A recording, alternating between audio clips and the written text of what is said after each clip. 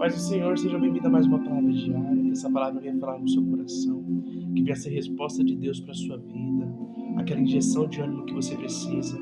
É segunda-feira, tem muita coisa para a gente viver ainda, mas creio que o Senhor irá nos sustentar, irá nos encontrar no caminho com uma injeção de ânimo. Abra sua Bíblia, Atos dos Apóstolos, capítulo de número 9. Atos dos Apóstolos, capítulo de número 9. Assim diz o texto sagrado.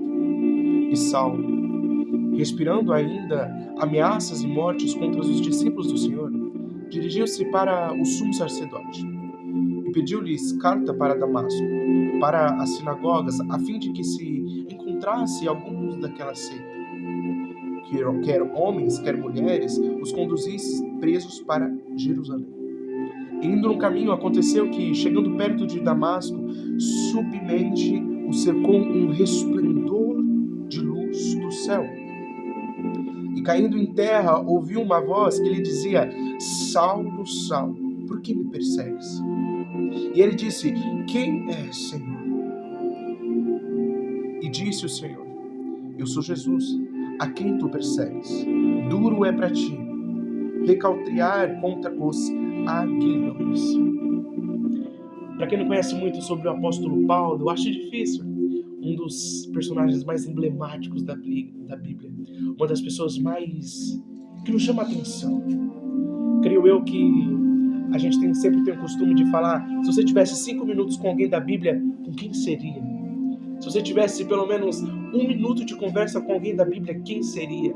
Eu acho que, se eu pudesse responder, eu queria muito conversar com Paulo e entender que chamada foi essa, que mais pra frente, no livro de Gálatas, ele vai considerar tudo refúgio jogado ao fogo.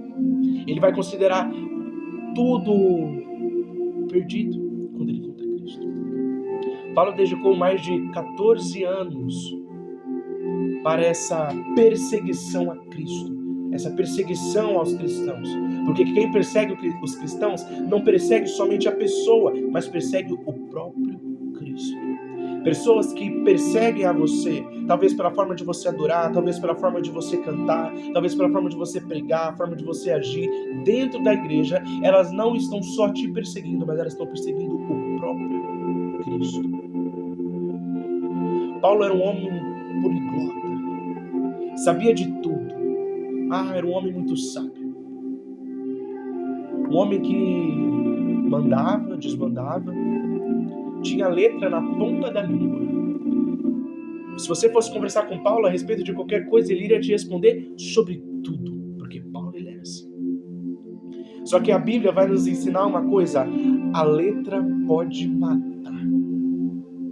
A letra pode acabar com uma vida. Só que sabe quem vivifica? Sabe quem reina? Sabe quem predomina nas nossas vidas? É o Espírito. Então, nesses 14 anos que Paulo viveu totalmente devoto à perseguição, totalmente enfurnado nas sinagogas atrás dos cristãos, chega uma hora que Deus olha para Paulo e fala: eu preciso ir atrás dele. Então, o Senhor, ele vê que Paulo estava indo a caminho de Damasco para fazer o quê? Adivinha? Mais uma perseguição. Para sair de lá com mais pessoas presas, com mais pessoas cativas. E no caminho, Deus o encontra.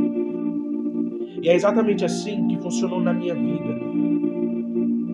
Qualquer dia eu vou soltar um vídeo sobre o testemunho que Deus fez na minha vida. Algumas obras que Deus fez na minha vida. Quando eu disse que a letra mata, é real. Quando a gente conhece a Deus somente pela letra e não pela experiência, é impossível você se permanecer firme. Porque você começa vamos ser sinceros, vamos falar bem aberto mesmo, para você entender, você começa quase a ficar doido.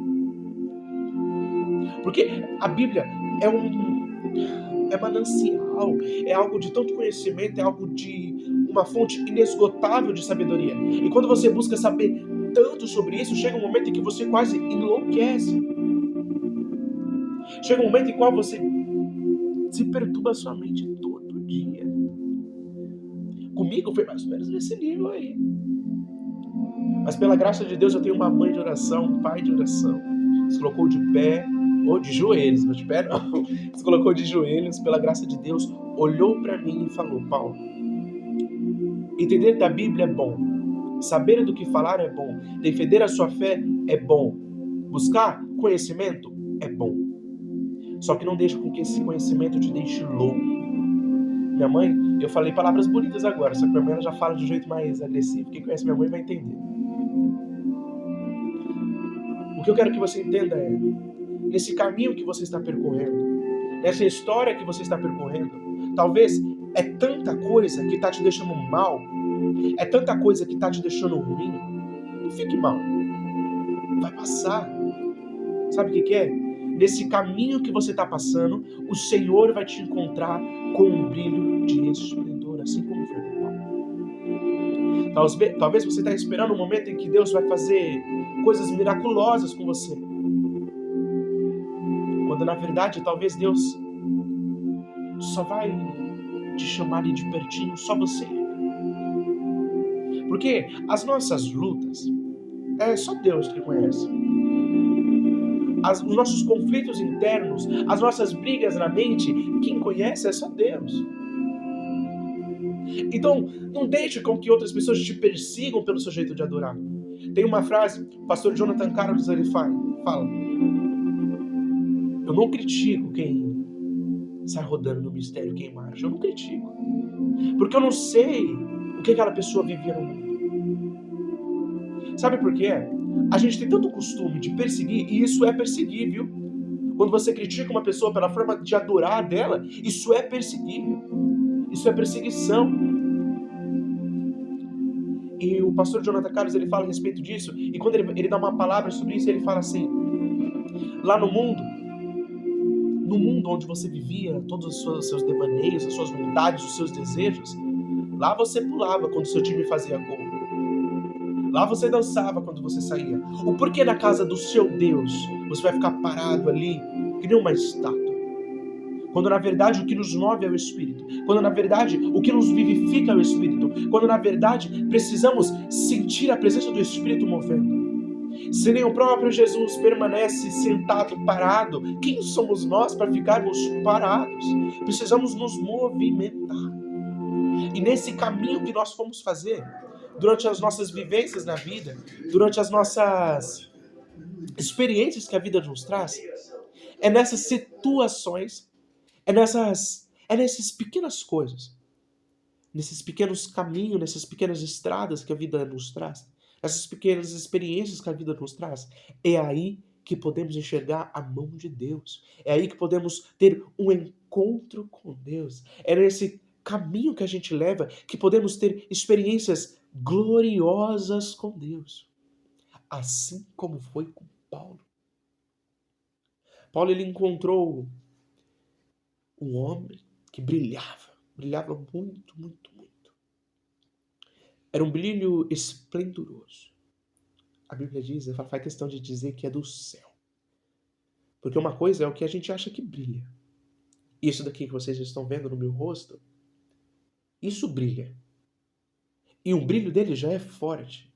Que se você ficar encarando por muito tempo, talvez o seu olho fique aquelas manchas brancas no seu olho. Porque o brilho já é forte demais. Mas imagina, encontrar algo que o brilho vem do céu. E que a glória é incomparável. Imagina encontrar o dono do brilho, o dono da glória, o dono que o seu trono fica cercado por trovões, arco-íris, por glória por toda parte. Tamanho brilho esse que fez com que Paulo caísse no chão cego. Ele caiu no chão e logo ele percebeu que não se tratava de qualquer coisa. Que não se tratava somente de um clarão. Que não se tratava às vezes de um eclipse lunar. Não. Que não se tratava de um mero acontecimento. Mas se tratava do grandão da Galileia se apresentando para ele. Se tratava do Deus vivo se apresentando para ele. Se tratava de Jesus encontrando ele no caminho. Esse é o foco da mensagem de hoje. Jesus vai te encontrar no caminho que você está percorrendo. Jesus vai te encontrar nessa história que você está percorrendo. Jesus vai te encontrar nessa sua trajetória. É aí que Jesus vai te buscar. É lá que Jesus vai te buscar. É lá que Jesus vai te restaurar. É lá que Jesus vai te transformar. Então Paulo diz, eu vou chamar ele de Paulo, mas Deus mudou o nome dele, então é Paulo, né? Paulo ele diz, quem és tu? E Jesus responde, eu sou o Senhor, do qual você persegue para cima e para baixo. Mais para frente, eu não quero falar muito sobre o chamado de Paulo agora, sobre o que Paulo enfrentou ou qual foi o propósito de Paulo. Não, hoje eu só quero falar do encontro que Paulo teve e do encontro que eu e você tem que ter com Jesus no caminho. O como Jesus tem que nos moldar no caminho, o como Jesus tem que nos tratar no caminho, porque às vezes na nossa vida é necessário um encontro no caminho. Porque às vezes na nossa vida vai ser necessário com que Jesus se apresente com um brilho esplendoroso, que a gente caia prostrado, porque a gente está muito acostumado a ficar de pé. A gente está muito acostumado àquela pose nossa, ficar de pé, elegante, quando na verdade, diante da presença dos Reis dos Reis, nós temos que dobrar os nossos joelhos, dobrar os nossos corações diante dele. Quando entrar na presença do Senhor de Deus, não dobre apenas os seus joelhos, dobre o seu coração. Porque nada adianta um corpo vazio. De nada adianta. Só está lá o cadáver de joelhos no chão. Quando o coração está longe. Quando o seu pensamento está longe. Quando a sua mente está longe. De nada adianta. Então é por isso que durante esse caminho na sua vida, é necessário com que Deus apareça para você com um brilho esplendoroso que te faça se colocar de joelhos, com um coração totalmente devoto a Ele. Um coração totalmente entregue e nas mãos dele.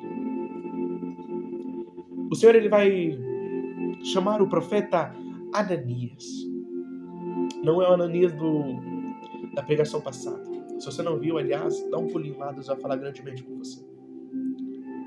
Ele vai falar com outro profeta que também se chama Ananias.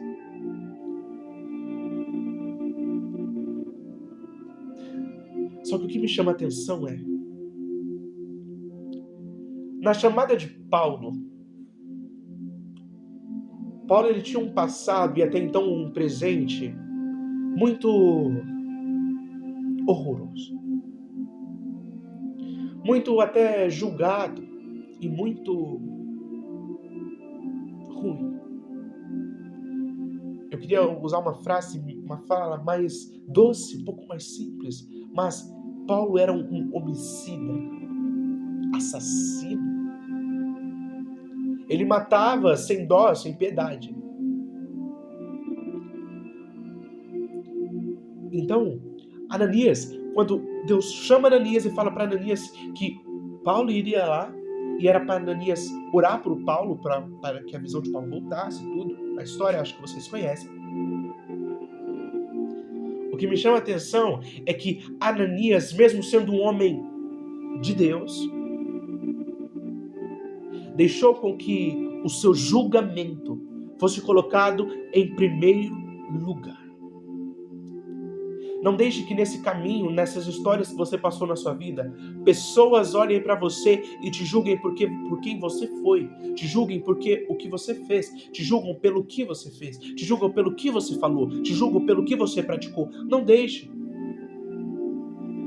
Porque o Deus que te chamou, Ele não olhou para o seu passado, Ele olhou para o seu futuro e viu que você seria uma arma do céu nas mãos dele. O profeta Ananias, ele vai chegar a questionar a Deus. Aquele que mata, aquele que mata sem dó, sem piedade, aquele que nos persegue. É ele que o Senhor escolheu. O improvável é ele que o Senhor escolheu. Então o Senhor ele vai olhar para Ananias e vai dizer: Ananias, não torne impuro aquilo que eu santifiquei. Ananias, não julgue aquilo que eu, pessoalmente, foi o juiz da causa. Ananias, não venha fazer julgamentos perante quem eu absolvi. Não venha fazer julgamentos perante quem eu defendi. Não venha. Eu o chamei. Eu o engrandecerei. Resumindo a história. Paulo ele foi na casa, era a rua 5, se eu não me engano. O texto vai dizer aqui, bem mais pra frente, aqui no verso 11 do capítulo 9 mesmo, vai dizer que levanta-te e vai à rua chamada direita. Pergunta sobre a casa de Judas por um homem de Tarso chamado Saulo, pois és ele que está orando. Se você se interessar por essa história, você pode ler aqui no capítulo 9 inteiro. É uma história gloriosa, uma história maravilhosa sobre Paulo. Mas para resumir, Ananias ele ora por Paulo, batiza Paulo. Paulo se torna um dos maiores missionários, um dos maiores apóstolos que esse mundo já conheceu.